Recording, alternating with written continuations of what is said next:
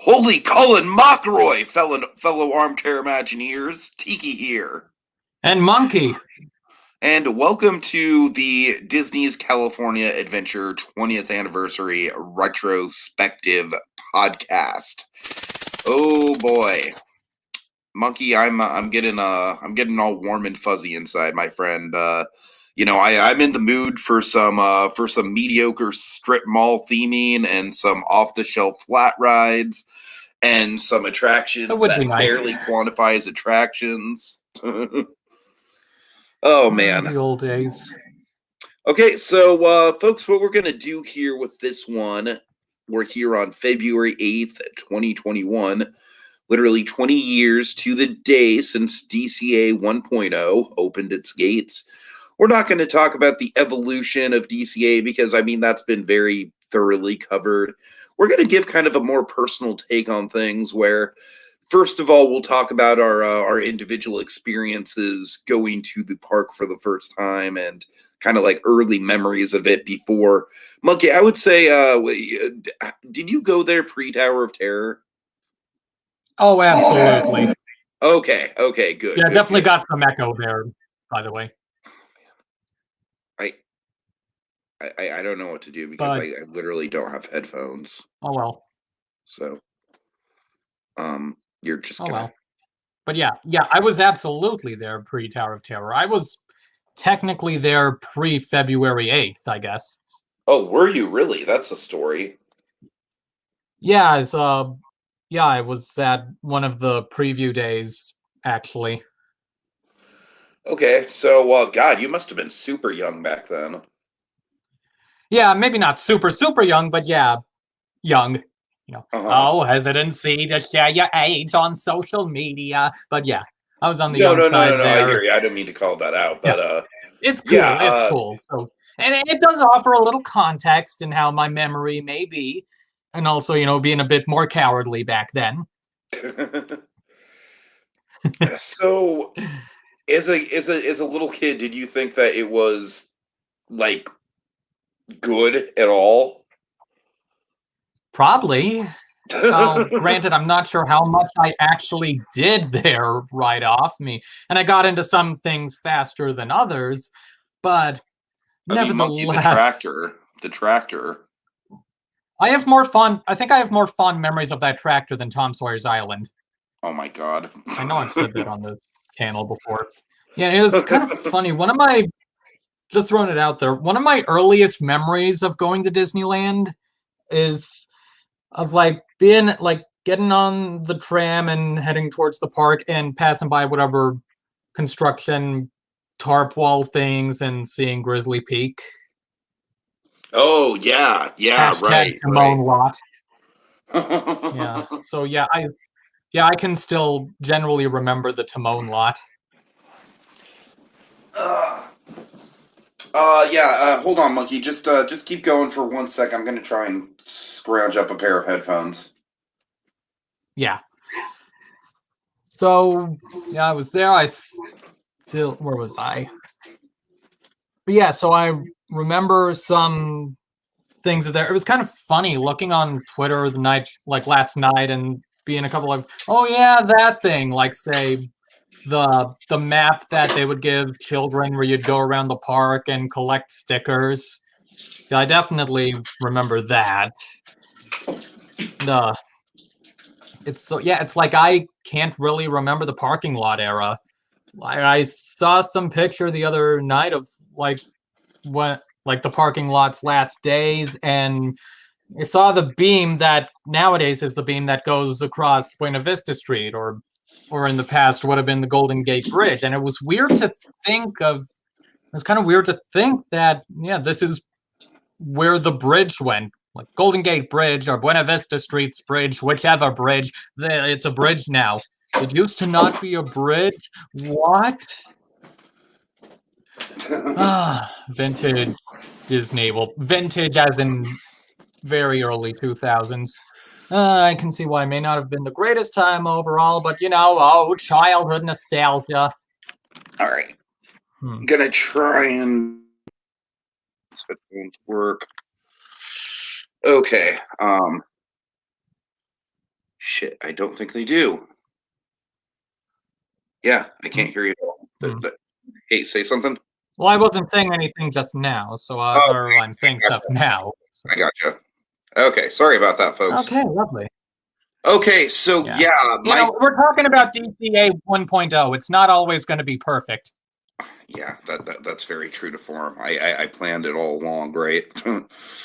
My first experience with this was 2002, and Superstar Limo had already closed, and Who Wants to Be a Millionaire Play It was the new hotness. And that, believe it or not, Who Wants to Be a Millionaire Play It is the first DCA attraction I ever experienced. That was. I'm not surprised for some reason. Well, I mean, I've always been a lover of game shows, and I kind of grew up in that big era of the reality TV boom, and Millionaire was certainly something that I was fond of. So, Millionaire Play It was actually kind of mind-blowing at the time. They got rid of one Regis Philbin attraction, and sorry, you were saying? No, it's all good. It was actually kind of a mind-blowing experience at the time, just because of how faithfully it recreated the set, and the actual gameplay element of it was pretty intense. But we're not here to talk about that, though. My overall experience with DCA. We're talking about the park that had a different Regis Philbin attraction right next door to the second Regis Philbin attraction. Exactly. My overall impressions of DCA as a kid was like, why would I ever be here when Disneyland is literally right there? Like, I mean, honestly, nowadays, I consider DCA to be at least arguably better than Hollywood Studios and Epcot, arguably in their current form. I think it's on par with the lesser tier Disney World parks, which is definitely not something I would have said when it first opened. Yeah, and also Epcot's going through its own work wall phase right now. Of course, yes. Be the Bee, you honestly haven't missed much. You missed a lot of technical difficulties. We haven't even started on the launch lineup just yet. We're just going through nostalgia, so don't worry about it. Welcome. DCA has always been unique, and in the original era, it was uniquely bad. Only get joke. No, seriously, it always had a kitsch. It always had a charm, but but the charm. I wonder how much it may have helped my opinion that one of the letters outside was my first initial. Maybe. Oh, okay, so that's a good transition. Let's start there. I will argue this. I think anyone who talks crap about the entrance, I feel like the one we have now is a little bit more classy, but I honestly prefer the original entrance. It made for such an iconic photo op. You're not wrong. Yeah, I'm looking at it this second. I'm thinking maybe new entrance is better in practice, old one's better in theory. Yeah, I like the postcard look. I honestly feel like I don't know. It was a little too busy with the postcard look, with the mural. That would probably be my only complaint. Like most people, when they took the picture, kind of focused on the individual letter they were standing next to. I know one of the popular letters was the O, because they could do like leaning. Yeah, step in it. Yeah. Yeah. Right. I vividly remember that. I remember there'd be lines for the O. That's the first attraction at DCA is the O.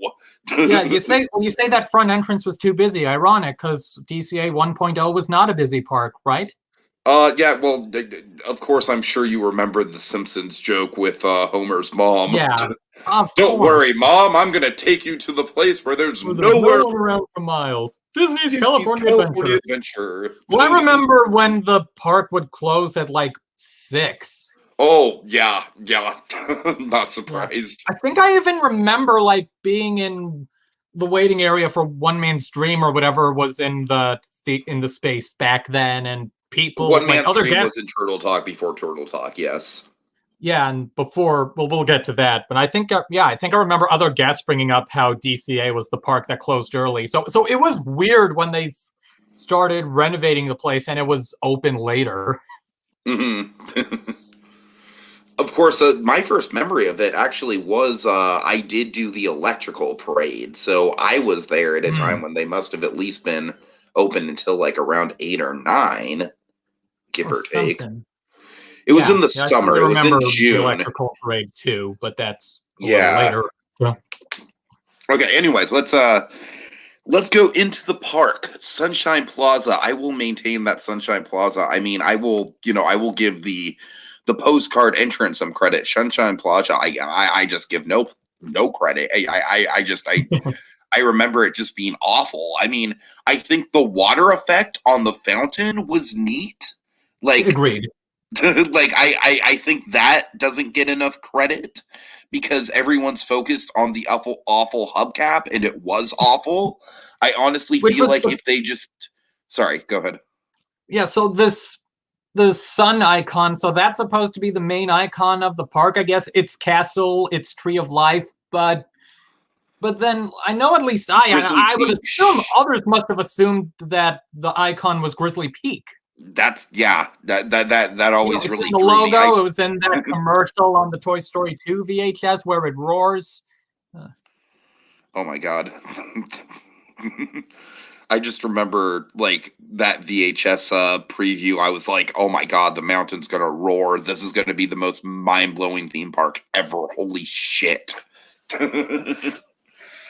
um, Well, yeah, I mean, do we even need to talk about how tacky the shops and like the engineer toys and the Burr Bike child may ice would have been cream? into engineer's toys because toy store.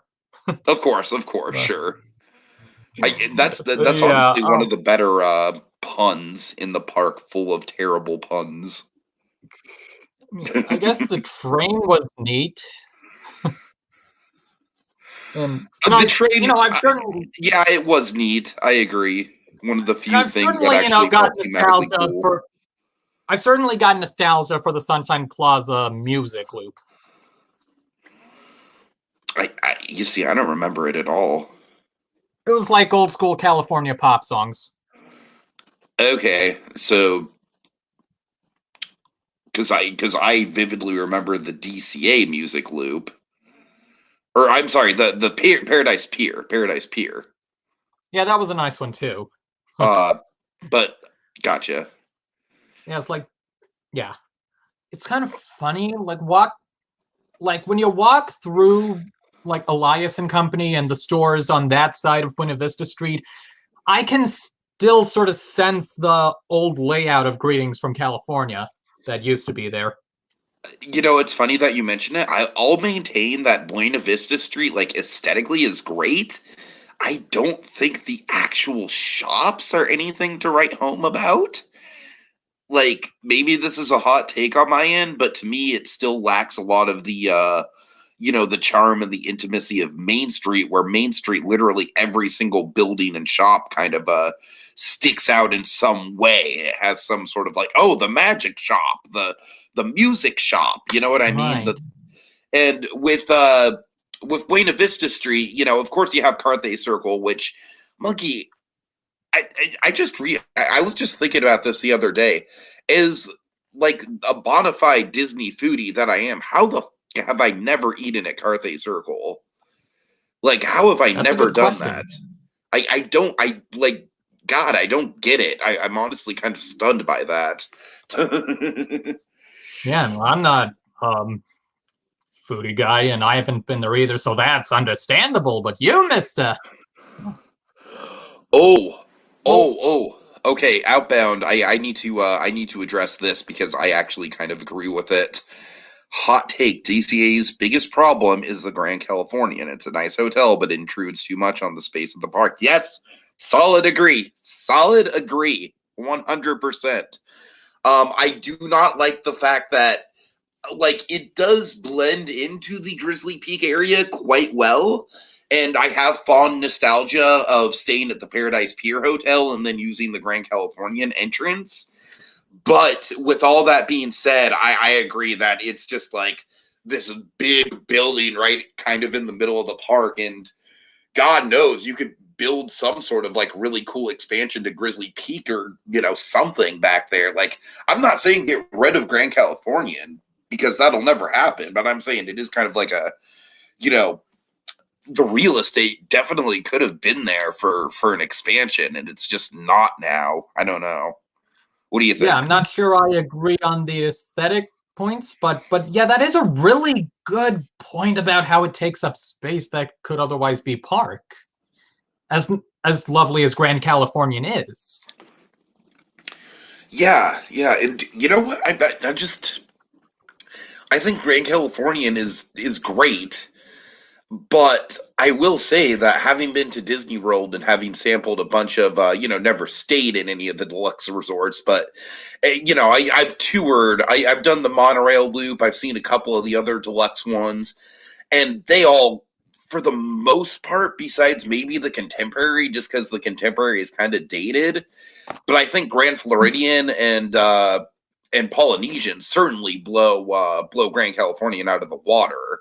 So like it's not even that mind blowing of a hotel when you think about what other Disney hotels have to offer. And honestly, I got to admit, I still love Paradise Pier Hotel. I don't care what anyone says. That hotel is low key one of the best, one of the most convenient Disney resorts. It's steps away from Trader Sam's, which you know is special for me, Monkey. But you know, What? but the location is just I don't know. I think the location of Paradise Pier Hotel is like, yeah, all you have to do is walk a block past a parking lot. That's literally like it's not that bad. Walk a block Was past I a parking never lot and you're there. I don't remember this at all, and I'm trying to look now to see how long it may have lasted. If I don't know if it lasted into 2002, but I guess there used to be a private entrance that you could walk from Paradise Pier Hotel and enter the park between the Souvenir 66 and Yes. the corn dog stand. Yes, I remember this. I remember it being a thing, but by the time I stayed at the Paradise Pier Hotel, because the first couple trips I was either staying on Harbor or I was staying at the Disneyland Hotel. And so by the time I stayed at the Paradise Pier Hotel, which did in my years of going to Disneyland in middle school and high school, it kind of became our go-to hotel. Um, you Mm. know, that entrance was already very phased out, but yes, I do remember that. It's kind of like the weird second entrance to Knott's that nobody ever uses. Yeah. I used it once. I mean, the Knots one. I used the Yeah, Knots yeah. one once. That was just It's because of like some special event. I'm sure it gets used for special events from time to time, but I've been to Scary Farm twice and it's not once been used there, so Jesus, and my event was a preview for Iron Reef. oh really? That's funny. Yeah. Best hotel Yeah, ever, no but joke. Yeah, I kind of agree, Pete the P. I mean, I really do think that Paradise Pier Hotel has a lot to offer. I think the escalator is iconic, the glass escalator. But anyways, we're elevator? getting off point here. Yeah, the grass elevator. Yes, thank you. Yeah. Hmm. Hollywood Pictures backlot, Monkey. I My don't think God, I've ever actually been in Paradise Pier Hotel. really? Yeah. Honestly, I mean, obviously, a lot going on right now. Obviously, you're not going to do it right now, but What? but I would say like if things ever do go back to normal and you're actually just at the resort, God willing, um, wait, how are we? I don't know, B the B. I don't know. But you know, God willing, if you actually do, if we're back to a point where you're just going to the resort, it's worth going into the hotel just to ride that glass elevator. Sounds good, Anyways, yeah. okay, so So, Hollywood Pictures Backlot, the home of award wieners, which is somehow still there. It is like a relic of DCA 1.0. yeah, it is. Yeah. Remember the elephants? Yeah, of course I remember the elephants. What I don't remember is if the DCA elephants predate the Hollywood and Highland elephants. That I don't know because I don't remember. I don't know about the Hollywood and Highland elephants.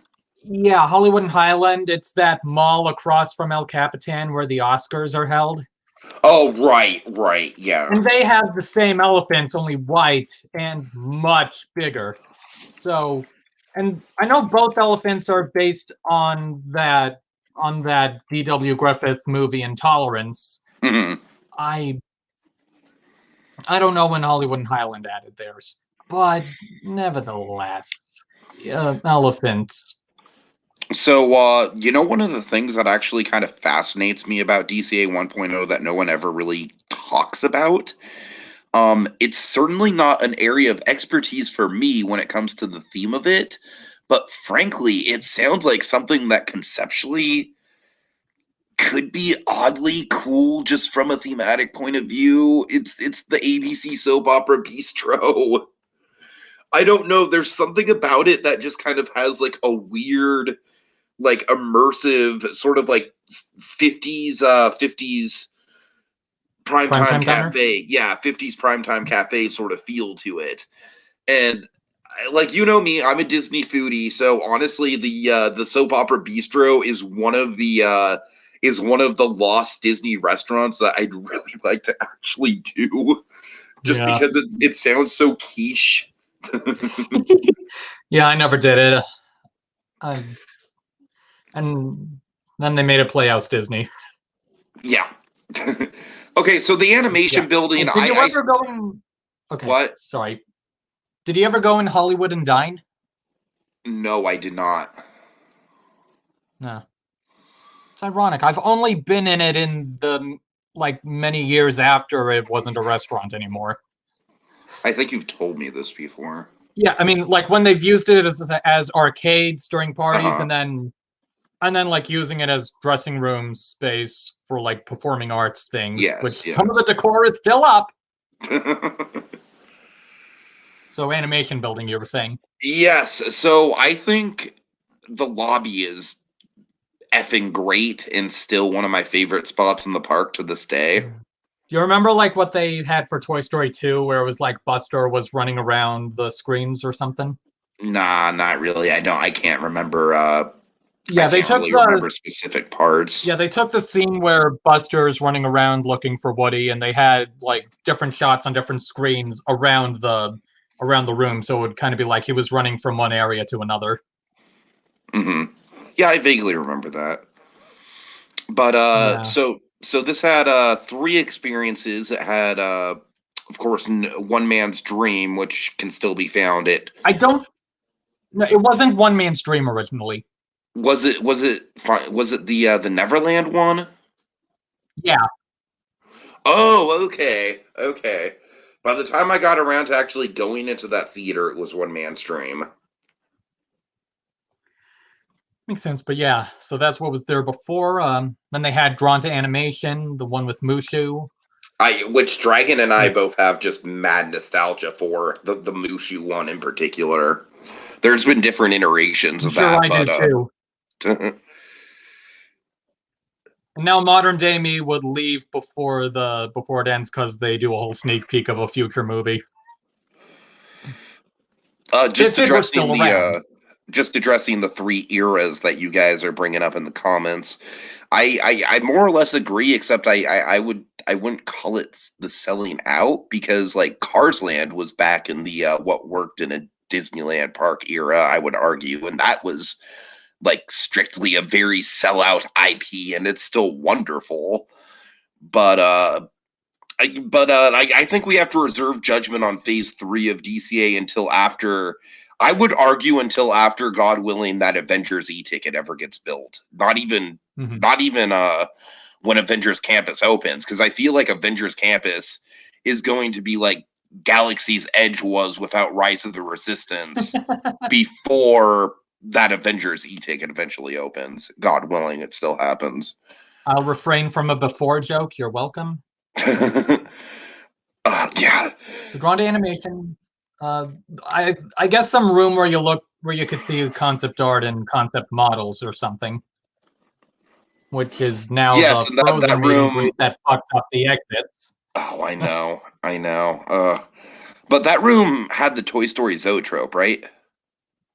Yes, not 1.0, but that's where the Zoetrope was. Yes, yes, yes.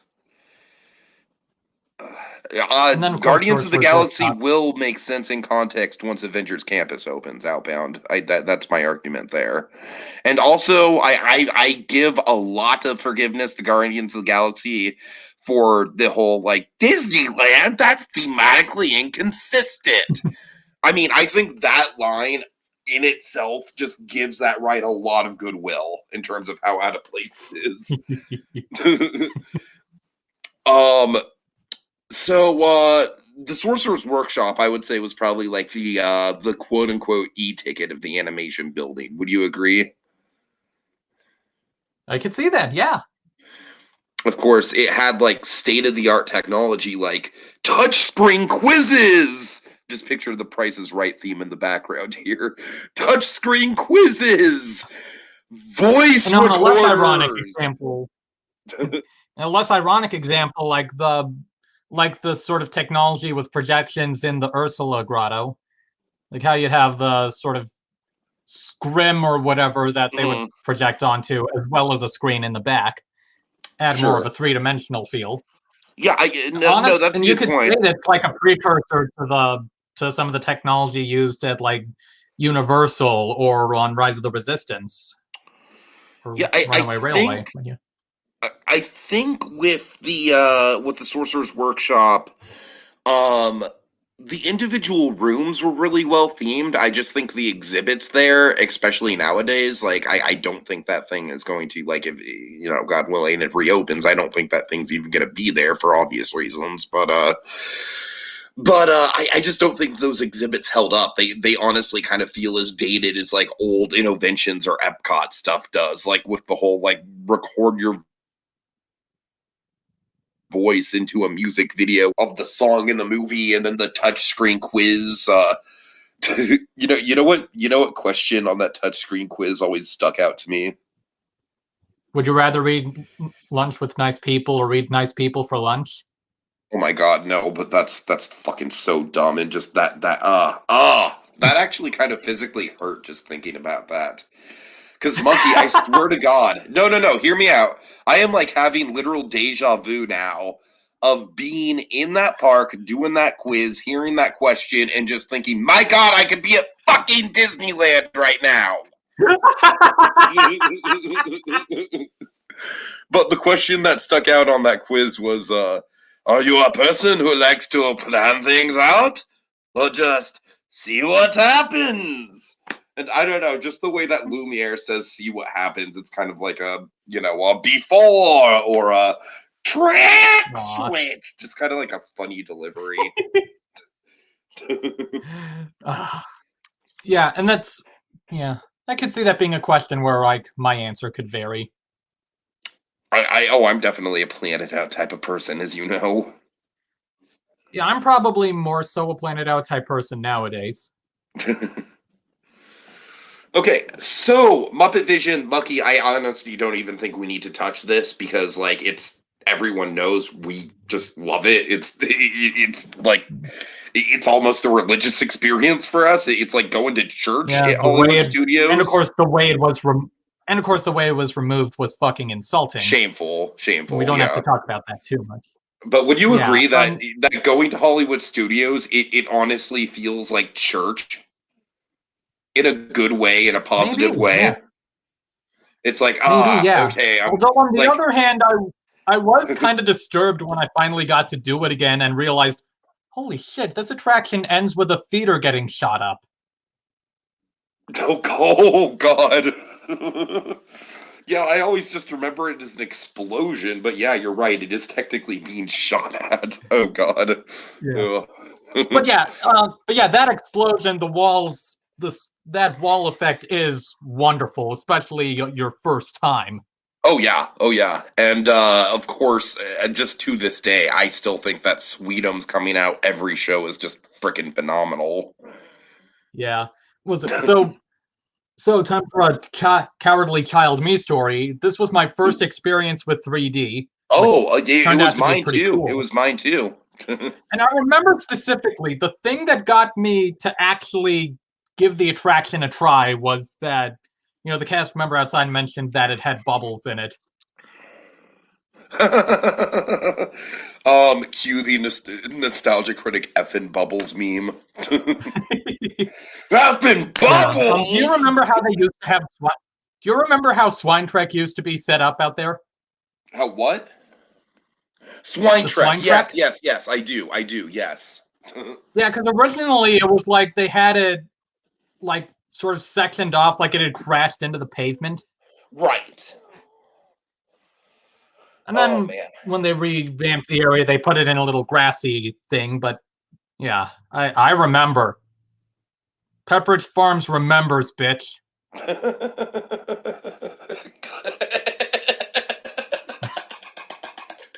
Oh god. I'm not sure why that got to be so much. Okay, Stellar and Superstar Waldorf like, Limo. you remember that? Unfortunately. Oh! Monkey, And I so, honestly yeah, think we can just kind of yada past Superstar Limo, and I'm not even saying that ironically.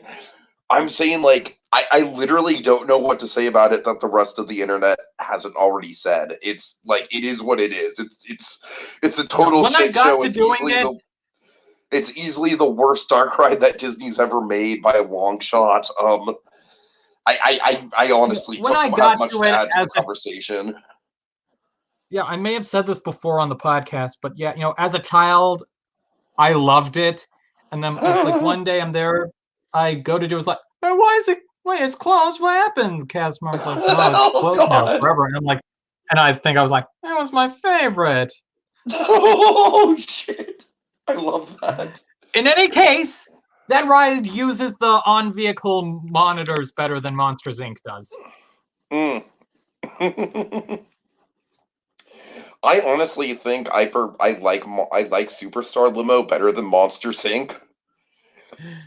Because Superstar Limo is just such a curiosity. It's like it's like a so bad it's good Yeah. movie in the form of a Disney attraction, and And they Monsters Inc. showed is you a just kind of picture on a mediocre. billboard at the end.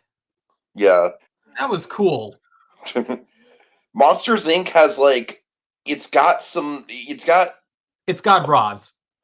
it's got approximately three good elements to it. It's got Randall. It's got Yes. the room with all the doors. Yes. Very good mirror effect in there. And then, yeah, as you mentioned, it's got Roz. Other And than okay, that, pretty yeah, much the Q everything is video is thoroughly good too. I like mediocre. the Q video. Uh huh. Okay. So yeah, we really don't need to get into Superstar Limo. Steps in Time. Did you ever see it? Hell no. But Pi, my good friend Pi, did a video on it, and I honestly feel like he's one of the first people in this fandom to actually really shine a spotlight on it. So I give credit to him for that because it is insane. I did it once. Oh I god. remember a few bits of it. I rewatched a video. I watched a video of it shortly before we came on air, so like within the last couple hours. I was tempted to not finish that video. Like I ultimately skipped over a couple of the later numbers, but yeah, I was wondering like, so I wonder how many people walked out during this. And this was the retooled version. Like Oh man.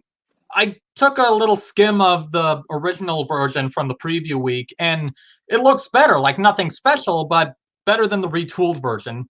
Mhm. Like it doesn't have the story with the boy and the godmother, and it was a bit more of like, okay, we're celebrating, these moments from the company that Walt started. Mhm. And yeah, and I'm sure you'd get a kick out of so the starring actress in Steps in Time went on to be Miss Eden Espinosa, who you, Tiki, would probably know best as Marine in the final cast of Rent. Of course, yes. Speaking of people cast in these Hyperion shows who went on to have careers, I am like 90% sure that I saw Dee Dee Mangoed as Jasmine in Aladdin. I'm like 90% sure the timeline matches up too well. I know I saw that show in like the first few months it was open. That would be nice, yeah. I could 6 degrees of separation between Eden Espinosa and Dina Magna Hall through Adina Menzel shows, but I'll spare you. Oh, I'm sure you could. Yeah, the Hyperion is still a fantastic performance space, I would wager to say. Yeah. Although, I think that it is probably going to be. I don't know, because don't they have room to work with behind the Tower of Terror? Behind it. That's not a Isn't part that of like where the Avengers Avengers Campus. e-ticket would be going? Yes, that's what I'm saying. So I don't So you, necessarily think they have to. I'm saying I don't necessarily think they have to get rid of the Hyperion anytime soon. okay. With Yeah, space, maybe in terms of space. yeah. So what show will be next? Okay, well, God, I literally don't. I very vaguely remember a DCA where Tower of Terror wasn't at the end of Hollywood Pictures backlot. Do you remember that just sad empty courtyard with like little to no theming that was behind the Hyperion where everyone lined up? Do you mean the lining up area, or so I definitely Yeah, remember, the yeah, lining what up kind of area. stuck around. Yeah, I mean that stuck around throughout all its life, It's just a but sad nothing burger of like thematic emptiness to me still. yeah. Be the Yeah, be the somehow bee. I don't Yes, I have heard remember. of the Magic Candle Company. Yes, I'm a fan. I am a fan. Go ahead. Let's Sorry. see. Yeah, somehow I don't exactly remember what the space looked like before Tower of Terror, but I absolutely would have been there before they added the Tower of Terror. Mhm. I'm pretty sure it's literally just like what it looks like now, except fenced off. Obviously, like from where you Yeah. would go to Tower of Terror. All right. Anyways, let's go to the most confused clusterfuck of a quote unquote land that I think Disney has ever designed. It's the Golden State, kids. What was up with this? What was up with this? You You mean have how it was a bunch of sub-districts or something? yeah, you have the winery, the farm, Pacific Wharf, and San Francisco, and I honestly think And Grizzly Condor Peak. Flats. Wait, did Condor Flats count as this? No, Condor Flats I don't think counted. I think Condor Flats was always its own thing, but I do think Okay. that Grizzly Peak was technically part of it though, which drives me insane because Of what? Grizzly Condor Peak was Flats? very standalone for its own land. I'm Wait, are you saying you thought Grizzly Peak was in Condor Flats? Because I'm pretty sure that was never the case. No, no, no, no, no. I'm saying, Grizzly Peak was technically part of the Golden State, Yes. Yeah. Okay, I hear ya. which, Oh, like I said, drives me misunderstandings. insane. The Golden State was just such a mess. Like, what were they trying to do with that? Like, it feels Districts. like it feels like a half baked kind of like California version of the World Showcase, right? Is that what they were trying to do? Possibly, but yeah, that doesn't sound as solid as World Showcase as an idea. Yeah, for a multitude of different reasons, not the least of which being space. World Showcase is massive, and this is okay. Well, let's get into it. So let's start with the winery, which to this day I think it's kind of interesting. Like it's a very Epcot like experience. Because obviously now you can still, well, God, this podcast.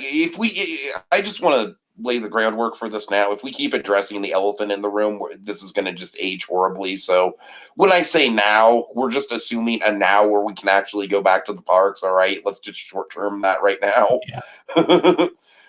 So nowadays, you can go up, you can sample the wine. I like the fact that there's actually the wine, the grapevine still up on the hill. That to me has always been a Yeah, very it is nice kind of nice. like thematic transition. Let's see. I'm guessing you never saw the Seasons of the Vine movie. I did. Oh, you did? Yeah, the funny thing about the Seasons of the Vine is It was the white whale of DCA for me for a long time, believe it or not. Like, I absolutely believe that. I knew it wasn't anything special, right? But it was open so infrequently, but it was still technically a seasonal attraction. And I knew that it had the effect where, like, the screen The opened door? up. Yeah, the door, yeah. And I was like, fuck it, it's some sort of theater effect. It's not just a Yeah, that movie, was cool. bitches. Yeah. I only did it like twice toward the end of its run, like in its later years, but yeah. That was a nice effect. I But you guess know they what? showed it in I the Making of really Me theater later on. No, here's the thing. I feel like Seasons of the Vine has kind of reached a cult classic status for Disney attractions just because I feel like it's one of those things that they always show at different Epcot festivals and stuff like that. And you're right, it was shown in the Making of Me theater. I don't know if it's still around, but I want to say they've shown it pretty damn recently. So I feel like it kind of lives on in a way. I feel like it's kind of DCA's equivalent to the Tiki Room Pineapple film in a way, where it's like it's an obscure part of the park, but it's kind of like oddly beloved for people who remember it.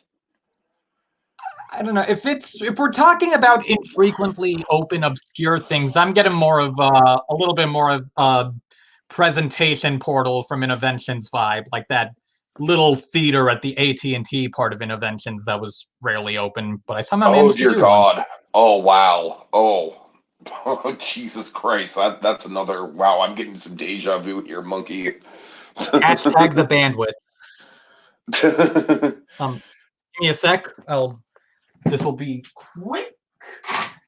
Okay, And okay, back. you guys are saying DCA 1.0 is the bottom of the barrel. I would wager to say I still think that Disney, the whatever the fuck the Walt Disney Studios in Paris or whatever the Paris. hell the name of that park is, Yeah. I still think that is like emphatically worse than DCA 1.0. Like Yeah. maybe not nowadays because they have Terror and Ratatouille and Crush, but I mean back before they had any of that, I would say absolutely that park was worse than DCA 1.0. Yeah. I think they even yeah, and of course this is detailed in the Imagineering story as well. Right.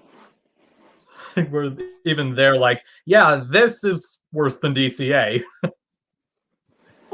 Something to that effect. Okay, so then we move on to Bountiful Valley Farm and the tractor! The tractor. Just the fan favorite. Like I I said, just fond of that tractor. so And it had a water play area too, but tractor. here's the thing. I grew up in Petaluma. Petaluma is it's one of the more active farming communities, especially in the Bay Area within California. So Bountiful Valley Farm literally just felt like hanging out at my grandparents' backyard. Aw. Like it was like I don't think I ever spent any actual time in it just because it was literally stuff I could do like like a couple times a month on school field trips and stuff like that. It's just there was stuff like that everywhere when I was growing up. So yes, tractor time, baby. I still think the tractor is my favorite meme in all of DCA 1.0. I really do. I think it stands the test of time. It's hilarious. But Rob, You're just honestly, stating the obvious. I think it's funny that you actually have positive memories of it, and more power to you in that regard. Again, child. Of course, of course. Um, so what's interesting is that it's tough to be a bug. I would argue, in terms of the opening day lineup, even though I hate it, it was maybe one of the better attractions in the opening lineup. Yeah, you could say that. I mean, it doesn't have a ton of competition, but yeah, by default, it would certainly be. I And of mean, course, I certainly, when I started doing it several years later, I came to love it. uh-huh. I mean, I still hate it for the sensory effects, even all these years later. I still don't like the sensory effects. I Oh yeah, really I've just I never really bothered don't. trying out the Sting effect. Yeah, yeah. But yeah, as Homemade Imagineering says, the Hopper animatronic never fails to amaze me, and I Yeah. agree. I agree. And I think And that theater is DCA had, great. and our version had better animatronics than the one in Animal Kingdom. That is true. That is true. And you know what? Animal Kingdom definitely has the better queue, but I think our queue was pretty damn cool as well. What I liked about Yeah. RQ is that it started in the farm area, which makes sense, you know, and then I feel like it had kind of like this really neat sort of like gradual forced perspectives. You go down into the Yeah. into the rock work and then you And you see Ant passed by Ant Island. Island. Yeah, yeah, yeah.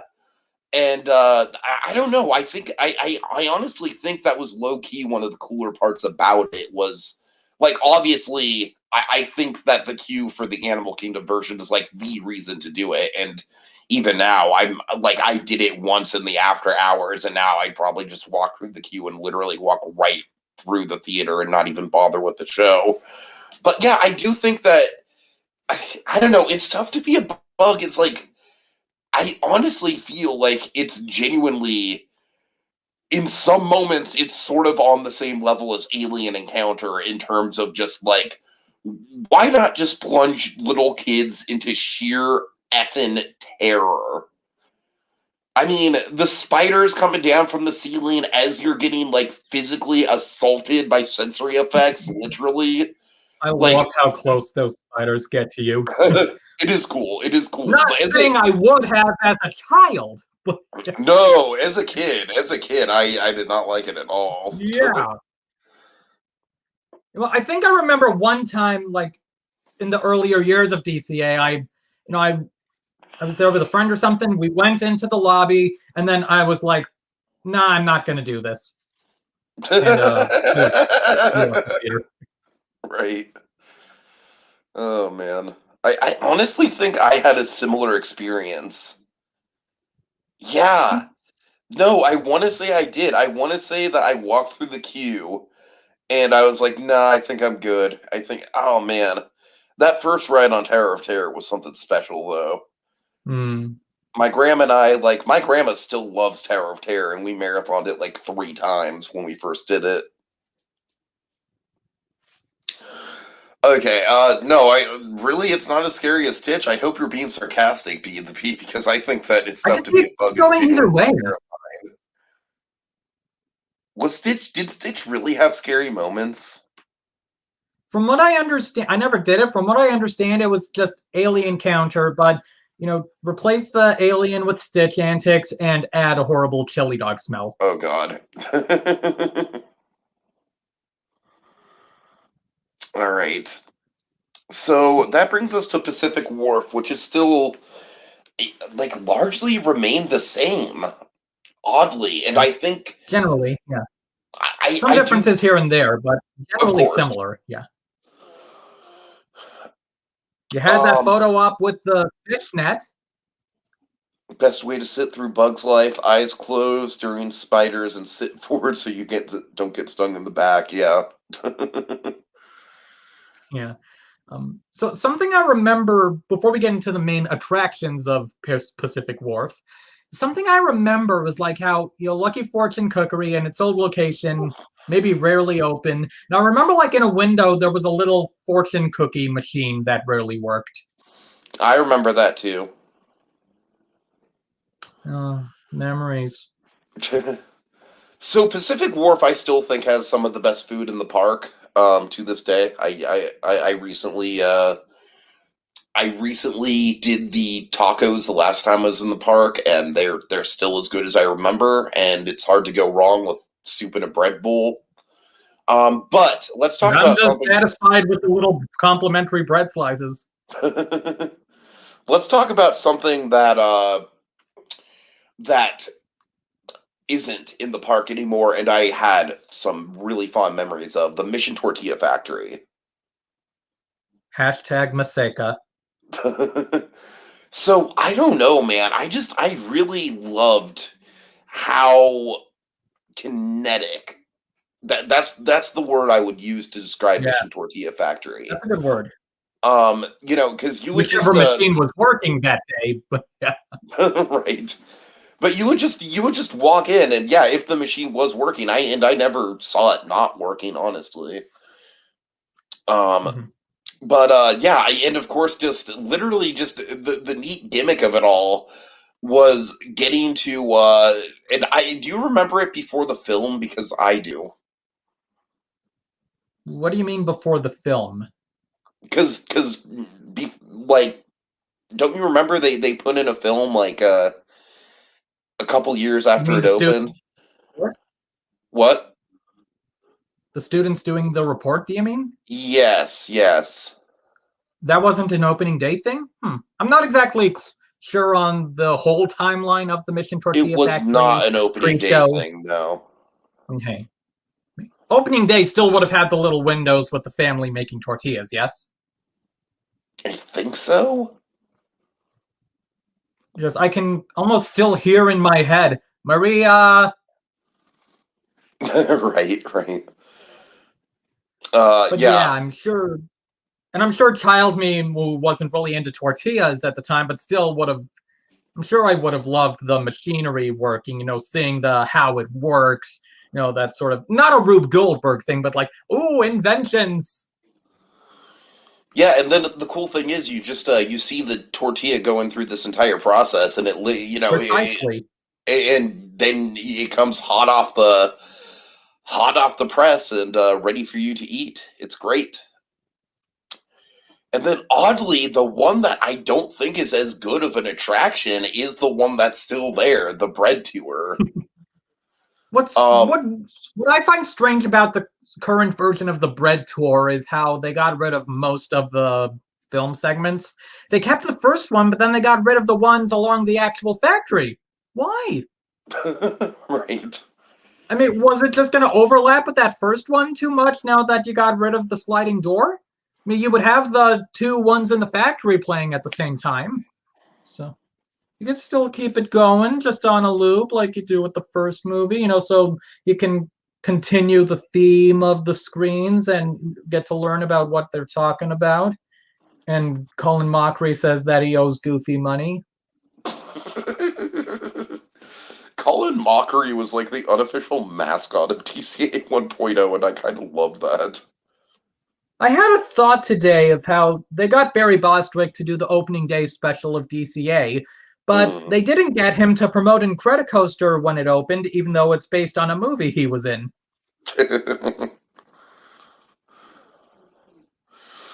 But yay, um, free bread and more machines. Not quite, maybe not quite as cold as the tortilla ones, but still, yay, machine food making. Colin, Drew, and Colin Patrick, the Mockery holy wasn't trinity in of Superstar DCA. Limo. What the hell? What? I don't think Colin Mockery was in Superstar Limo. What the No, he hell? definitely wasn't. It's funny, backtracking briefly, I still kind of remember that. I think this is what they show briefly in Imagineering Story, but when they're something where Cindy Crawford is previewing Superstar Limo and they uncover an animatronic and they're like, oh, it's your animatronic. But they're like, wait, is that me? No, this was oh, wait, wrong animatronic. I don't remember who it was an animatronic of. It was maybe Tim Allen or something. Those animatronics are like halfway between like animatronics and like Chuck E. Cheese nightmares. I don't know. The Chuck They E. have Cheese like, ones had moving mouths that's true. and eyes. Oh god, they have like almost kind of like a ventriloquist dummy feel to them, but again, moving That's a good. mouths. That's a good descriptor. Okay, so yeah, Pacific Wharf. I still think, and honestly, visually, I think it nails the Monterey look. I really do. I think it nails that kind of Cannery Row vibe. And I honestly hope we never get rid of Pacific Wharf, because A, it's still got some of the best food in the park, and B, as you know, Rob, I am just a gigantic, massive, like, sucker for the Pacific Wharf transition into Cars Land. I love it so much. There's for me, there's no reason to go to Cars Land any other way. It's just that transition is just freaking magical. Like, honestly, one of the most Take stunning that, moments main in any road. theme park. Yeah, it's a good entrance. Like, I really think it's like that entrance is kind of like the barometer in which I'm setting my expectations for Disney Sea. You know what I mean? Hmm. Where it's like, if Disney Sea could be that immersive throughout the whole park, that's kind of like, that's where my expectation level's at with Disney Sea. Yeah. Anyway, Someday. yeah, someday, hopefully.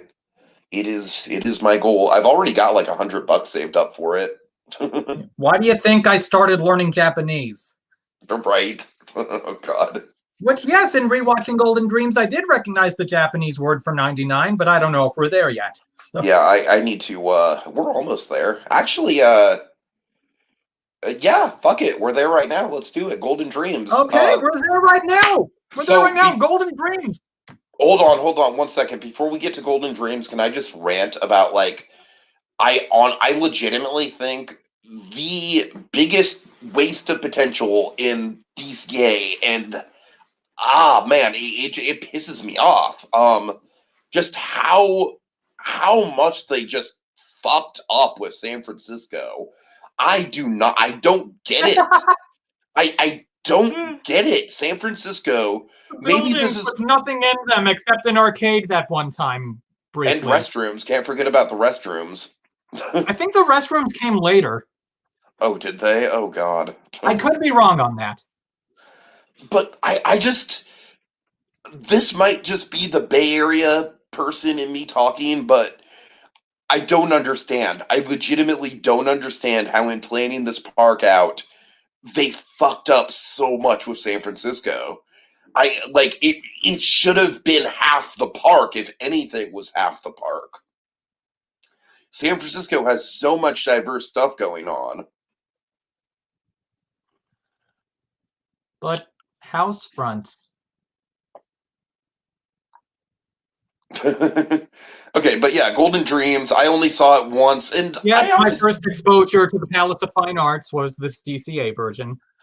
Oh God, my first exposure to the Palace of Fine Arts was a field trip. So yeah, I saw the real thing. And then I did eventually see the real thing. The Palace of Fine Arts was kind of my hangout spot back when I was working at the museum. Right. Yeah, But, it was weird looking at a POV, looking at an old video of Golden Dreams, and it goes into the rotunda, and it was weird to not see the entrance and exit for Little Mermaid. Right. And yes, when Golden Dreams was closing, I didn't want it to close, and I would try to initiate standing ovations at the end. Aw, that's nice. Like I literally was like, standing ovation! Oh my God, so you're like me with the Tiki Room, except my movement actually took on and yours didn't. I'm sorry. No, I seriously think I was part of a movement there, because the Tiki Room was on its last legs, and now it's just never gonna die. No, scratch that. This is not a moment; it's the movement. So now I'm just picturing you doing a My Shot rap about saving the Tiki Room. I probably would. Yeah, but yeah, right. Gold, and of course I love the Mermaid ride, but Golden Dreams, it was a nice one. Did you ever experience the Halloween overlay? Oh no, I wish I did. I know I did it twice one time. Uh-huh.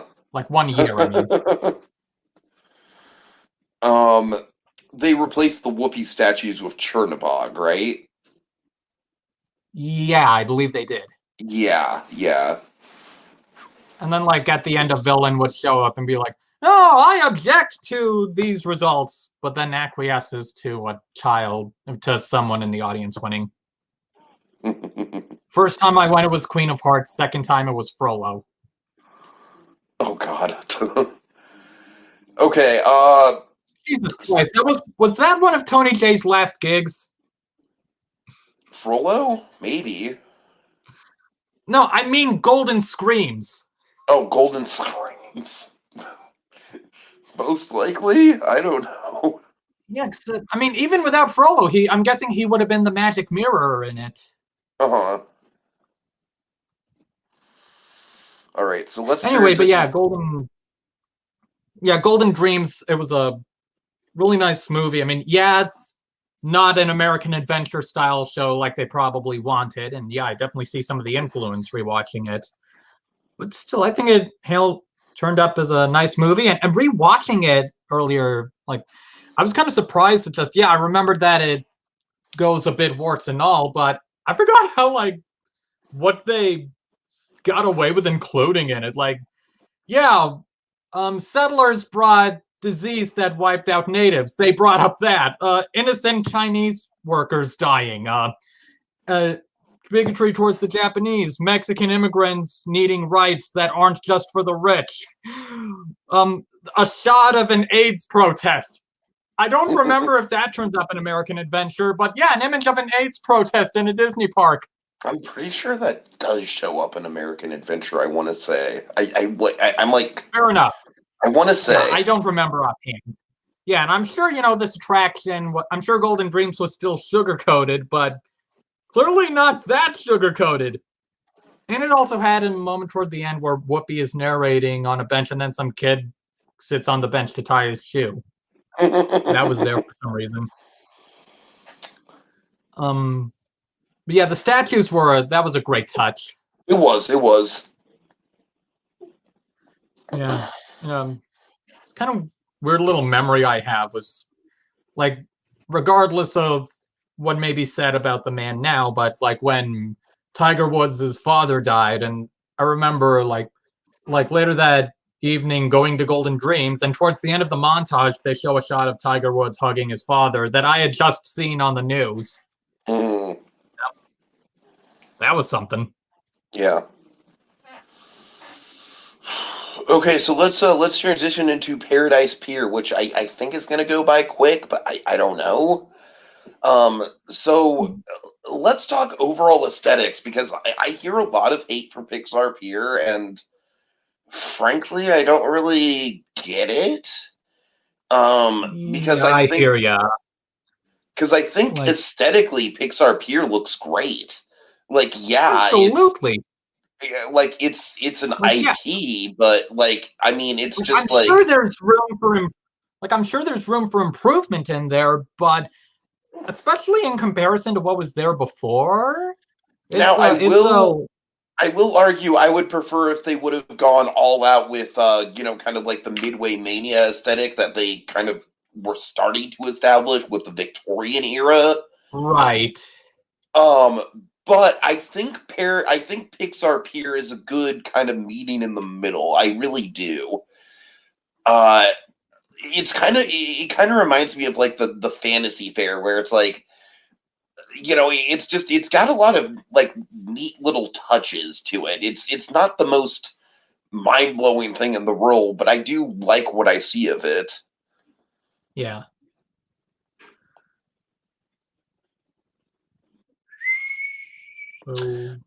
Okay, so California Screamin', first looping coaster. I assume same. That's yeah. I didn't do it. It took a few years or so before I went on it. But yeah, a good one. Wonderful score. Onboard score. You still there? Yeah. Sorry. Yeah. Yeah, I have. I mean, California Screamin', like, I think it's kind of a nothing burger of a coaster nowadays. Honestly, if I'm being completely honest with you, like, I think the loop is pretty much the loop and the launch are great, but other than that, it kind of just meanders around and has a bunch of airtime hills with no airtime. I gotta share this. So I remember, like, before visiting DCA, or maybe even in the earlier years, like, before I knew what California Screamin' was like, in those earliest days, where, I see they're making this thing, and you got the hill with the tube going up the side. So I had presumed as this young child that You go up the hill, like through that tunnel, and they would be playing the Spectrum song. That's cool. Yeah, I will admit that aesthetically, I prefer the blue to the red. I can see that. Yeah. I just think it fits the seaside boardwalk tone a lot better. Right. But the red goes with the Incredibles, so. They literally have red in their name. Right. So King Triton's Carousel, that's one of the few attractions in the entire Disneyland Resort. It might be the only one, honestly, that I have just straight up never done it. I mean, it's just a carousel, so why do I need to do it? That's kind of how I feel about Well, now that carousels in it's Jesse's general. Critter Carousel, I guess you'll never get to have done it. But So, I Triton's like the Carousel, animals on it. It had a good selection of animals. yeah, it was. I like that it was kind of like a throwback to sort of the kind of like the elaborate sort of like gaudy sea creature designs that you would see in Seaside Piers. It literally had, pictures of like logos for Seaside Piers along the edge of the attraction. Yeah, that's cool. And it had fountains. Yeah, Yay, the fountains were fountains. neat. So the Sun Wheel, can we just agree that that face is terrifying? The ride is terrifying. I'm glad that it's the Fun Wheel now, even though the Fun Wheel is Well, thematically inconsistent. it's Pixar Pal around now.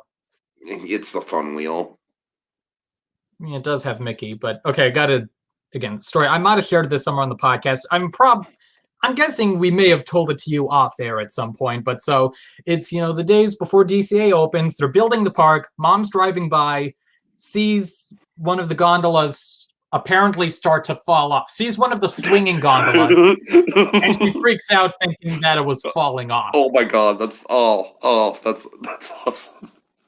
I can totally picture that. I look at a Paradise Pier ride pre-opening and assume you go up a hill and hear a Ludwig von Drake song. Mom looks at it and looks at a Paradise Pier ride, assumes it's falling apart. All right. We gotta talk about strips, dips, and chips. Oh my god, yeah, what a title. I mean, they had some wild titles in the in the food department in this land in particular. Of course, you can forget Mala burritos. Yeah. Iconic. The billboard for I know we're not at that side of Paradise Pier yet, but if we're talking food, the billboard for the billboard for Burger Invasion is how I learned the spelling of meteor. All right. Anyway, so Malibu Games of the Boardwalk. Oh God. Yeah. I this is where I draw the line in terms of I think that it's more insulting that this is listed as an attraction than that the tractor is listed as an attraction, frankly. Do you remember the Disney Adventures magazine? I believe so. Yes. Okay, so they did an issue that was all about a preview of DCA. And Monkey, I swear to God, it was one of the first moments of disappointment in my life, because I was like, that can't be it. That can't be it. Because of course with DCA, I was all given the infamous Roaring Mountain. I was all hyped up. And I just remember flipping through okay, Redwood Creek Trail, Tractor, Hollywood, weird looking dark ride. And then Monkey, I remember the last page. There was a single other page that could redeem this. And I flipped to it. And it's the surfboard basketball hoops.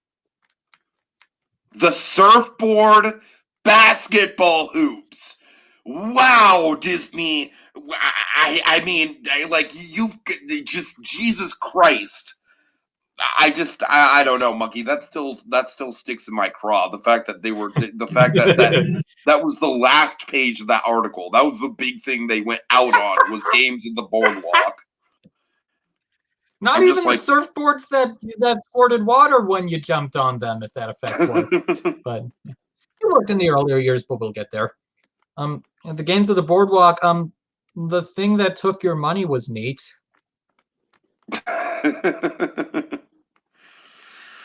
Wow, that is. I'm just realizing how damn by faint praise that is for a theme park attraction. The thing that took your money was neat. Surfboard basketball hoops time, baby. Yeah, I'm loving the enthusiasm. And the surfboards weren't even with the other games of the boardwalk, which included a basketball game. Oh my god. Okay, so Maliboomer, that was my second space shot after the double shot at the Santa Cruz Boardwalk, and it's significantly taller. So it kind of scared me, honestly. Like I remember I did it maybe 3 times, and all 3 times I legitimately thought it was more intense than the Tower of Terror, and I think most people probably feel that way. Do you remember anything in particular about the face shields? Yes, I vividly remember the face shields. I mean, what the experience was like, not that they existed. Oh, I mean, it blocked your view, that's for sure. Oh. And I remember I remember it almost kind of like hyped me up, because I was like, oh my god, this ride's so extreme that they need to block out the screams. Yeah, noise complaints. Well, we used to always assume that the shields were there in case someone vomited. God. I mean, I could see that. I never did Maliboomer while it was around. Really? And then flash forward to about a year ago when I surprise loved Dr. Doom's Fearfall. Right.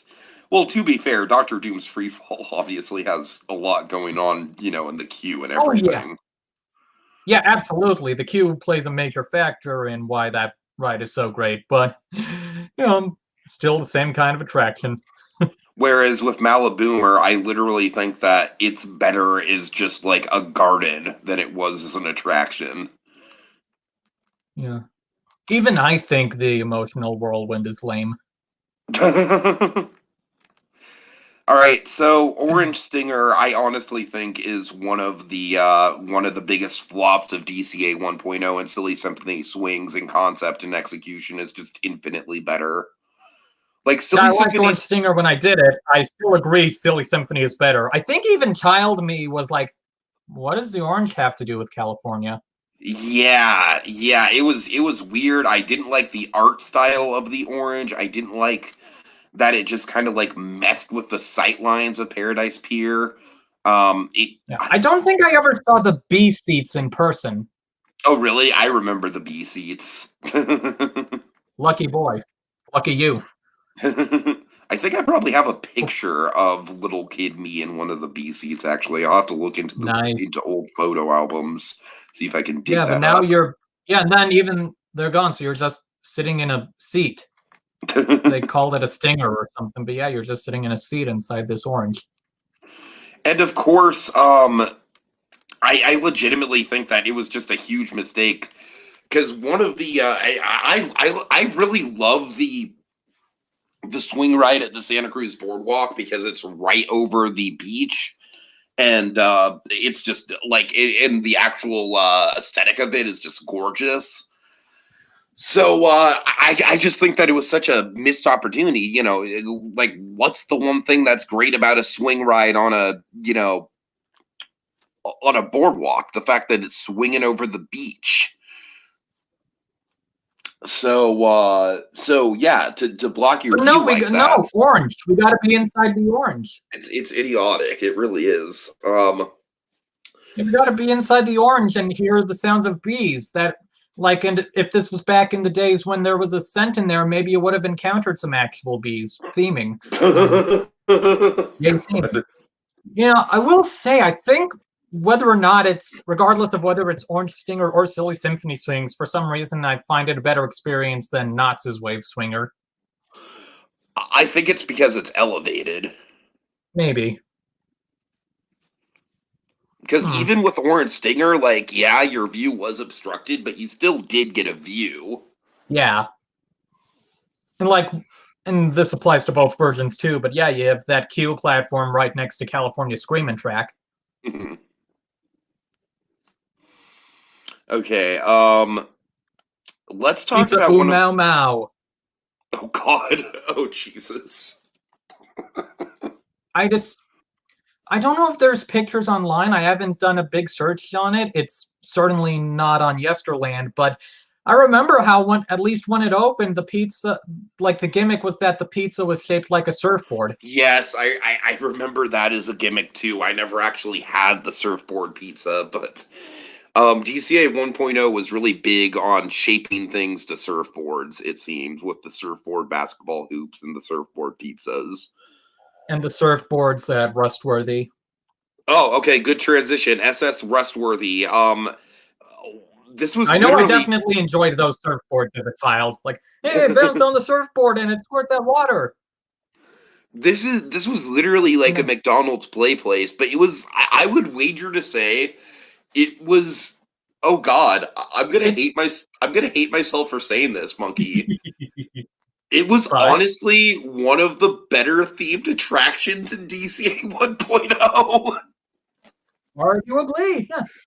At the very least, it taught you Morse code. Like it had a legitimately pretty decent backstory to it, where it was like SS Trustworthy, but it's falling apart and it's kind of jinxed.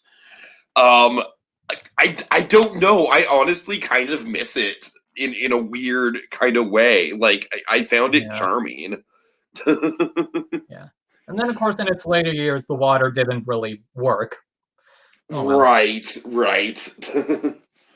And speaking of McDonald's, Burger Invasion. Yeah, I don't know about you. I don't know about you, but for me, I think it'd be fucking fantastic to still be able to just straight up get McDonald's at DCA. At the very least, I wouldn't mind fry stands coming back. Even though those weren't in DCA. But I appreciate that be the B because 1,000 subs is definitely the goal for this year for sure. I'm be the B. I'm working pretty hard to make that happen, and once we hit 1,000 subs, I'm going to start rolling some stuff out, including once we hit 1,000 subs, I'm definitely going to be a lot more ambitious with networking than I am now, and I'm really going to try and network with some people, be a guest on different podcasts, and have people come onto this podcast. I really want to do something. That our recent appearance on the Emperor's New podcast. Of course, yes. So another story of my mother early DCA story she remembers is I guess maybe right after it opened, that week of opening, we're eating at Burger Invasion, a fry falls on the ground, no bird comes to get it. And that was something that she took particular note of, was like, wow, it's not busy yet, so there's no bit. It's so new that birds aren't swooping in to catch a fry when it falls to the ground. I would say I would riff on that joke. Certainly and say, enjoyed those burgers flying around. I would riff on that joke and say that wow, this park is so dead that even birds don't want to go to it. That works too. Okay, so you could have themed the Orange Stinger to seagulls. Those fly. So let's talk about one of the most iconic Disney attractions ever designed in the history of Disney. It's jumping motherfucking jellyfish! No, to make your delivery there less ironic, apparently, I was saying earlier, what did I do in DCA when it first opened? Apparently, I was really into jumping jellyfish. Apparently, we did that. Apparently, we did that a lot on the preview day.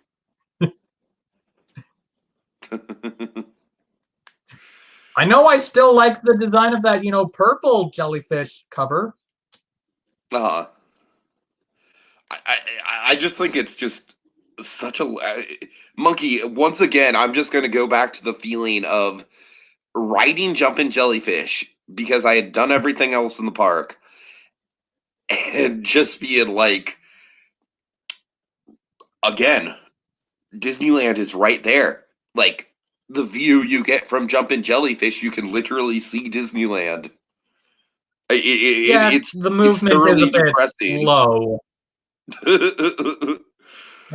If the speed could be better. And oddly enough, Jumpin' Jellyfish is at Disney Sea. Yes, but it's inside at Disney Sea, right? Yeah, it's part of the Little Mermaid area. So I honestly think that alone just makes it automatically better because it's probably got like some cool lighting going on with it. Right. Yeah. And of course I think You it have a probably whole like fits the theme of Little Mermaid quite well. Speaking of Little Mermaid, Jumpin' Jellyfish is across from Dinosaur Jack, who's next to the attraction that became Mermaid. Okay, Dinosaur Jack, I honestly think is like the icon of DCA 1.0. He's like the He had a mascot for hidden me. Mickey on him. Right. I love And they Dinosaur got rid of Jack that so hidden Mickey when much. they made him green. Oh, I hated the green Dinosaur Jack. I don't know It why. hits me now that Dinosaur Jack was in the parks before Jack Sparrow. Oh god. Yep. Oh god. So Mulholland Madness. This was I'm one I was hyped. This was one I was hyped for when the park first opened. Like, oh, mini roller coaster? That sounds nice. And then it was broken down a lot in that first year. uh I'm actually gonna go ahead and say that this ride gets too much shit. Like, I think the theming on it for an off-the-shelf Wild Mouse was genuinely above average. Again, for an off-the-shelf Wild Mouse. Yeah. And You arguably know, more like improves on being above average with Goofy Sky School. But yes, but honestly, Mulholland I don't Madness. think there's that much of a difference between this and Goofy Sky School. And as a matter of fact, you know me, like this is kind of like it's kind of like a Superstar Limo versus Monsters Inc. kind of thing. I almost prefer this just because it's a little more weird. Fair enough. And also, I think it fits the theme better. And I like the fact that Mulholland Yeah. Drive, it's kind of like driving to the beach. Like I like that. Like in terms of placemaking, I mean, certainly it's not like a great transition visually, but at the very least, thematically, I think it works where it is quite well. And now Goofy Sky Yeah, it's School, like I just doesn't. Goofy Sky School literally has nothing to do with California or the beach or anything. yeah. I won't deny, looking at this picture here, seeing the opening in the entrance, just that right angle of a hole, that kind of disappoints me. Right. Like, it's a right angle. That's boring. That's not interesting. In terms of holes on Mulholland Madness that aren't at a right angle, for years, I assumed that, how there's that billboard with the hole in it, so supposedly like someone flew off and threw it. Yes. Well, I had assumed for years that, because it was a donut billboard, that someone took a bite out of it. Right. That's what I assumed as well. Okay, not alone. Good. No, that's what I always thought the sight gag was. All right, moving right along. Let's get to the Grizzly Peak Golden Zephyr. Recreation Area. What? Oh, Golden Golden Zephyr. Zephyr, yes. Golden Zephyr is kind of a nothing burger of an attraction for me. Like I like it aesthetically, but like I've done it 2 or 3 times and it physically does nothing for me. Yeah, assuming it's even open. Uh-huh. Oh yeah, Which, right. yeah, I haven't. I'm sure I would have done it more in my younger years, but yeah, I don't do it that much. I also think that, like, if they manage to get Orange Stinger to just have a staircase, I don't understand why this needed an elevator. What do you mean? Is that fair? I don't remember Zephyr having an elevator. Does Zephyr not have an elevator? I could have sworn it had an elevator. Okay, you know what? No, I think it does. I could have sworn it was like it's kind of set up the same way that Astro Orbiter is in Disney World. Well, no, I'm thinking handicapped elevator. So is there a ramp to get up there then? Normally you go up some stairs, yes. Oh, you go up some stairs. Okay, that's weird. Yeah. Okay, well, maybe there's like an elevator in the middle in the middle of the tower for handicapped people. Maybe. I don't But know. yeah, you definitely go up some steps. You definitely go upstairs to get to the platform on Zephyr. Like, I appreciate Zephyr from a historical point of view for sure. Like, it's a great callback to historical Seaside Piers. But yeah, I like, in terms of It's the not actual even ride golden. experience. Right. Radcliffe would not approve. But in terms of the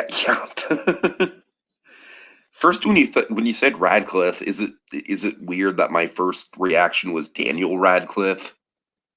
No, I could have said governor. I don't know. It just did nothing for me. I don't really. It like, I honestly thought it was probably the most boring out of all the Paradise Pier rides. Maybe even when you get on, so which is sort of freaky.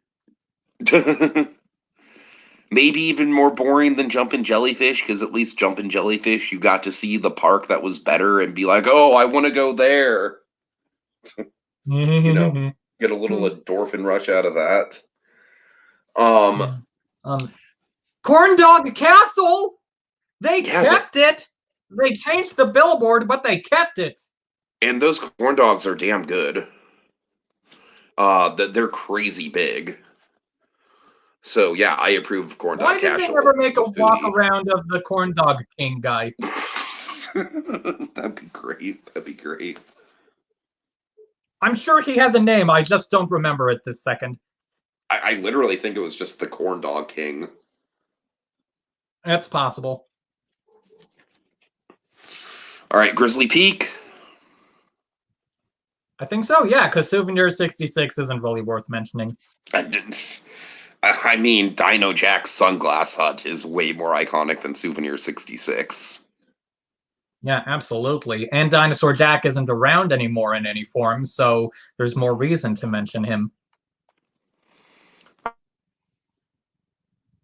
All right.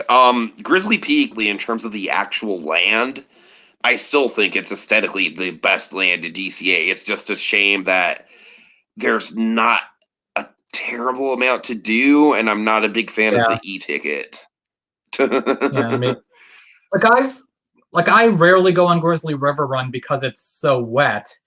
Yeah. I mean, the times I've done it lately, that like over the last, like the maybe 3 times I've done it over the past 5 or 6 years, I've had a lot of fun on it, but I don't want to get all soaked and water in my socks and shoes. You would hate Infinity Falls at SeaWorld Orlando. That thing was just a new level of wet. It puts Grizzly River Run to shame. It really does. Yeah. It was insane. Also, oddly enough, the thing that kept me off of doing Grizzly in my younger years, because I would do it some in my earlier years, but the thing that scared me off of it was the glowing eyes in the mine shaft. Oh God! It's not like I know it's not like you have any similar stories about glowing eyes scaring you at Disney rides. But... Definitely not. Yeah, and then come to think of it, there's not as much to do as in Redwood Creek once you're above a certain height. Oh God, yeah. I will say this, Monkey. I do not agree about the tractor having more fond memories of the tractor than Tom Sawyer Island. I can certainly say I had more fond memories at Redwood Creek Challenge Trail than Tom Sawyer Island. Redwood Creek Challenge Trail was baller as a kid. Yeah, it's probably safe to assume I have more fond memories of Redwood Creek if you were under a certain age and height, that place The zip line. Well, I would hope so. But yeah, I the never zip actually line. got to do the zip line. The zip line. I can't not praise the zip line. But I dug the fact that that area was set up. It had a great national park aesthetic to it, like with the with the signs and everything and the trails. Like it genuinely felt like you were on a trail at certain points. But also, I love the rope course. The rope course was just great. I have so much fondness for the rope course. I would probably do it now, just out of nostalgia. Yeah. Did you ever when you first went to DCA? Did it have the Brother Bear stuff yet? Oh God, yes. Wait, no, Okay, not when I first went. Not when I first went. No. Okay. What I remember was the Chip and Dale meet and greet, Hmm. and I I seem remember to it was. vaguely remember that existing. Not that I I ever did remember it. they made a big ceremony out of it, and I, even as a kid, was kind of confused. Like, it's just Chip and Dale. Like, I'm what? Why guessing is? that's where in that little amphitheater where they put the Yes, in Brother the little Bear show, amphitheater. and then later an up show. And of course, rock climbing wall, where you're Yeah, not grabbing onto the little rock things, you're grabbing onto a rock landscape. which is great. I don't know, Yeah, man. and I still slides. think There were I still think slides. Redwood Creek is just it really stands out as, I genuinely think, one of the best like playground type areas that Disney's ever designed. Yeah, I could say that. Yeah. Okay, so on the topic of Grizzly River Run, I just straight up think there needs to be at least a couple bear animatronics before I mean, That would be nice. I think the most immersive moment in that attraction is right after the lift hill, when you're like about to go into the cave and you're like right up close to the to the bear. Would you agree to the bear rock? Could well be. Like that moment to me is like, all right, like we're about to go on an adventure. This is cool. And then the rest of the ride is just kind of like going around the edge of the mountain. Have you ever seen the legend of Grizzly Peak on that rock outside the ride? I think I did, yes. Yeah, the one about how like Wolf Spirit was like, "Hey bear, can you guard this mountain?" Bear's like, "Okay," and the bear did such a good job of guarding the mountain that Wolf Spirit turned the bear to stone. So he could always guard the mountain. Yeah, I remember that. Yeah. But And of course, Grizzly Peak, Grizzly River and area does have that classic famous moment of us walking by to try to get Mission Breakout or Monsters After Dark, and I briefly stopped to look at a cat. But that was well after the 1.0 years, so... That moment's iconic to you, really? Arguably. All right, fair enough. I guess it's funny just because we were rushing and then you were just like, ooh, cat. Yeah. Oh, God. Okay, yeah, I don't have it. I just think that, like I said, aesthetically, Grizzly Peak is just absolutely gorgeous. I just honestly think, like, they could, I know they're not going to do it. I know they're not going to tear out Grand California, and they honestly probably shouldn't because it is iconic at this point. But man, it burns me that they could have the space for a Gold Rush expansion back there. And I think that a Gold Rush, like a Gold Rush land, would be a great way to like include San Francisco, but not like, like the urbanized San Francisco, more of like the historical San Francisco. Mm-hmm. So yeah, I don't know, a little bit of a, like I said, Grizzly Peak is fantastic as an area, but it's just a shame that the Grand California is kind of like right up against it. Anyways, So let's talk about some Soren, shall we? Yeah, there's a popcorn stand in the area. There's that giant mister that I think is gone now. Then, there's a restaurant, and there used to be a spot for the cats to hang out and find Yes, food. yes. There's nothing else in that land, right? um, you know what? Da, da, da, da, da. I will say that Soren, I've warmed up on it over the years. I used to be very anti-Soren, if you remember. Oh, I remember. And your uh, reason wasn't entirely invalid. no, but you know Your reason what? was valid. Yeah. I know you're going to disagree with me, and I know most of the internet is going to disagree, but I like Over the World better. Not at this park, certainly not at this park. At this park, they certainly should have Over California. I agree on that point. But I honestly think that Soarin' Over the World is fucking epic in the right context. I know Okay. you disagree. I don't know, man. There's Yeah. something about that opening shot over the Matterhorn that that opening shot of the Matterhorn alone gives me more goosebumps than anything in the original Soarin' Over California does. I'm I just feel being like with honest. me I feel like with me the music plays a large part of it. Yeah, I can see that because Over the World definitely has some cheese when it comes to how they render some of the Like the music music in there. that one does. I mean, it's a tough act to follow, and I don't think Around the World managed to follow it well. Sure, But I because don't. I mean, I at hear least you. with the music. Yeah. I don't know. I think it fits fantastically well at Epcot, though. I've really warmed up to it at Epcot. I think it fits in wonderfully at that park. Yeah.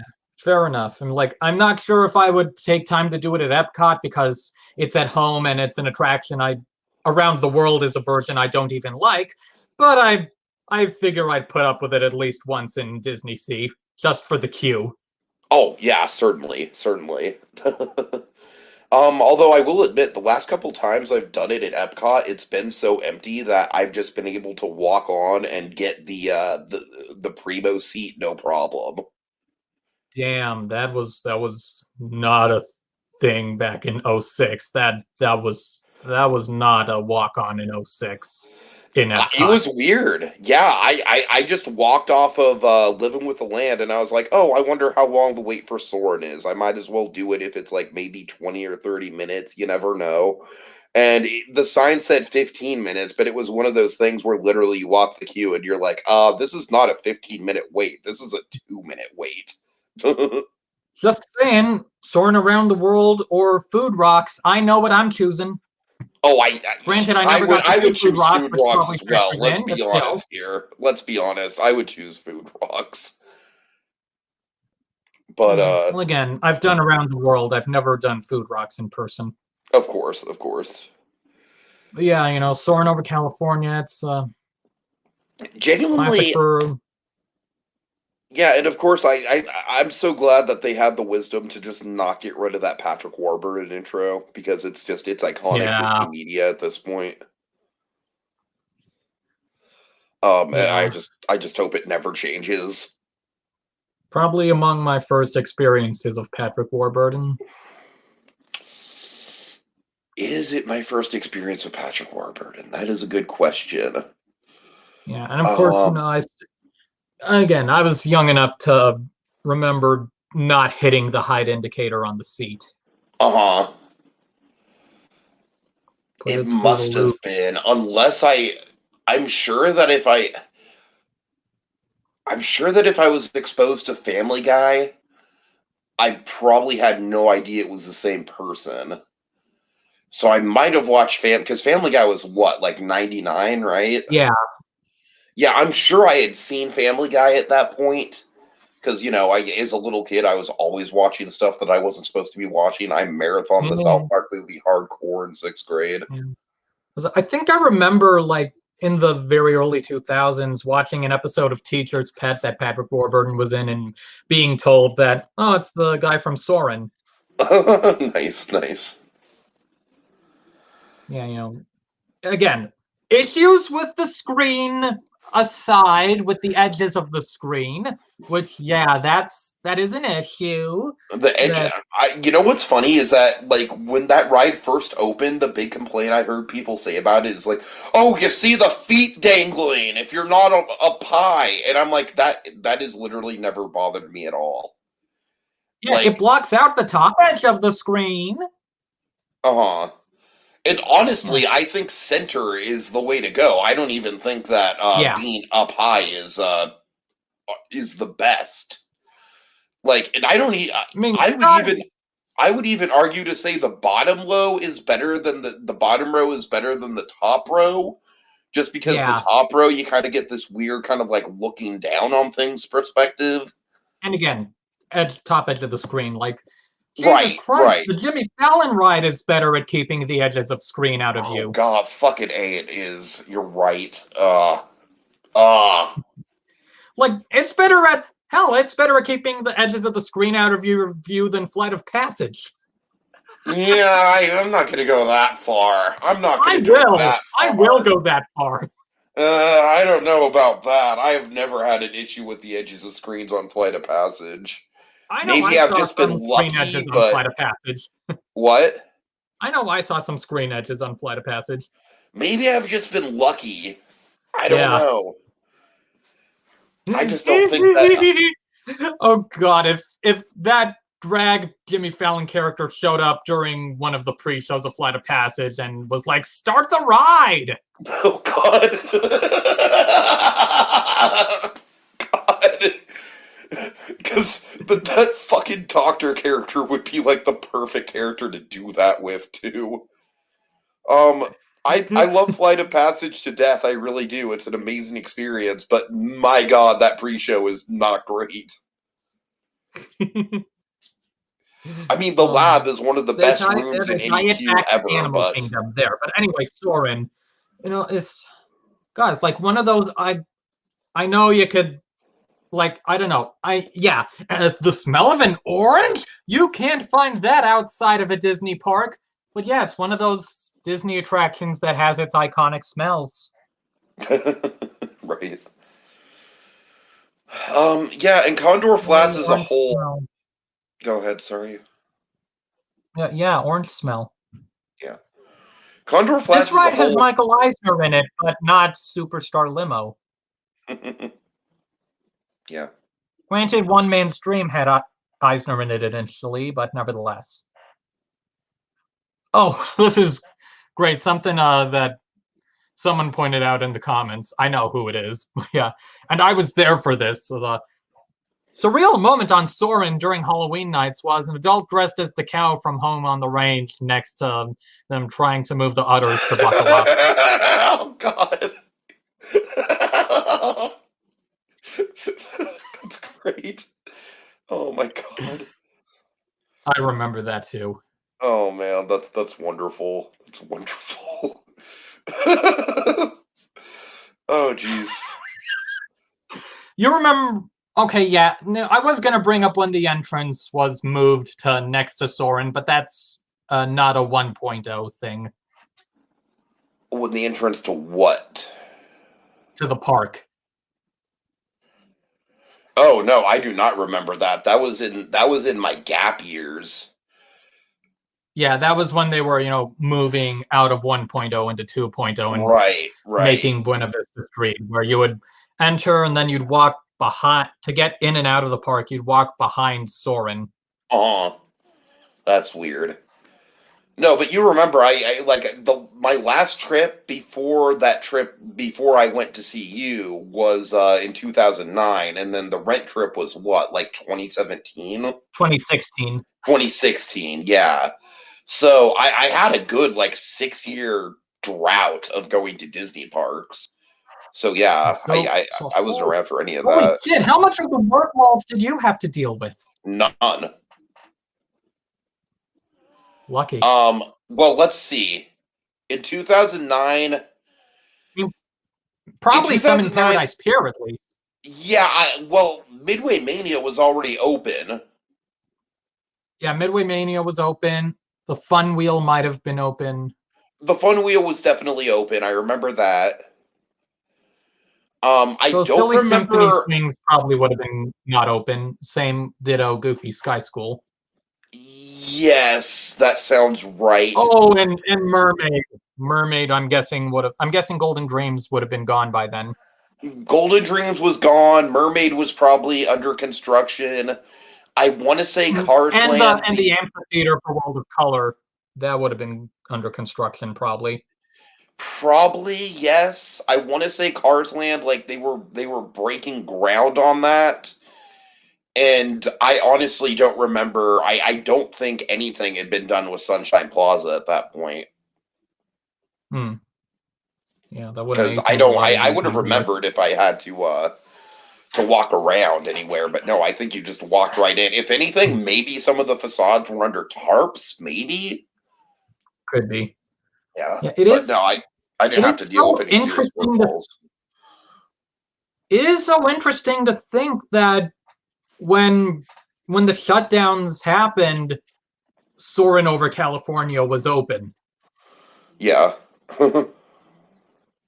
Yeah, because they brought it back for a second time. Uh-huh. And of course, first world problems at the time. I was like, I didn't get around to doing Soarin' Over California again.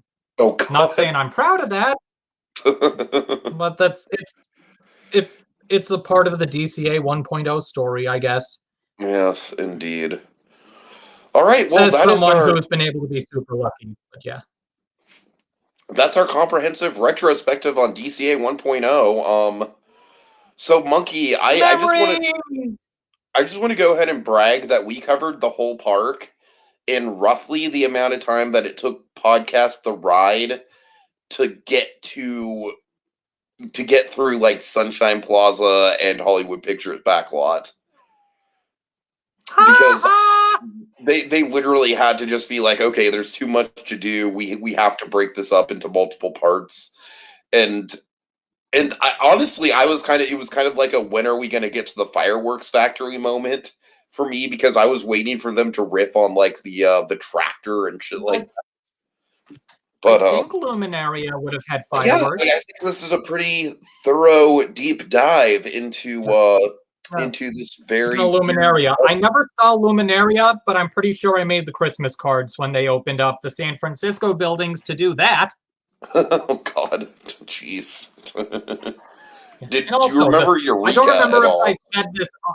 I don't remember if I've said this on the channel, but back in October 2019, Oogie Boogie Bash, I went to that and my costume was wearing a shirt that had a bunch of extinct DCA attractions on it. I remember the that. names of them. Yes, I was very happy about that. That made me happy. Oh God. Yay. Tractor memories. Okay. So yeah, thanks to all y'all for joining us. Amos Moses, Solaris Knight, B, the B, and Outbound, I believe that's it. Yeah, I think DCA is a really fascinating park. I kind of view it as like the awkward younger sibling of theme parks. You know what I mean? It to me, it definitively is that. It's like, it's always going to be in the shadow of its older sibling, and it but still has some awkwardness, but it's grown. Yes, absolutely, but it's got a talent. It's kind of a prodigy at this point. It's going to shine someday. And in my case, you encounter something young enough, you get nostalgia for it. So I've still got some DCA 1.0. Oh, I mean, make no mistake. I was a little older than you were when I first went to it, so a lot of my nostalgia is just kind of like, why am I not at Disneyland? But I still have nostalgia for it. Don't get me wrong. I mean, I do. I mean, I am very glad that I visited this park, warts and all, way before anything like Tower of Terror came into the picture, because I think it's a fascinating footnote in Disney history, and I'm endlessly just kind of like interested in kind of like the cultural impact on this that this park had, in the sense that it kind of showed us that Disney could fail in some regards, and then kind of the comeback story that it's had over the years, and where it's kind of like looped back around to now people are mixed about it. So Look, you say you wanted to be at Disneyland, but Disneyland didn't have schmoozies. All right, you know what? I think that's a good place to end out on. Good night, everybody. Ma'am, you forgot your bag. And of course, these little duties.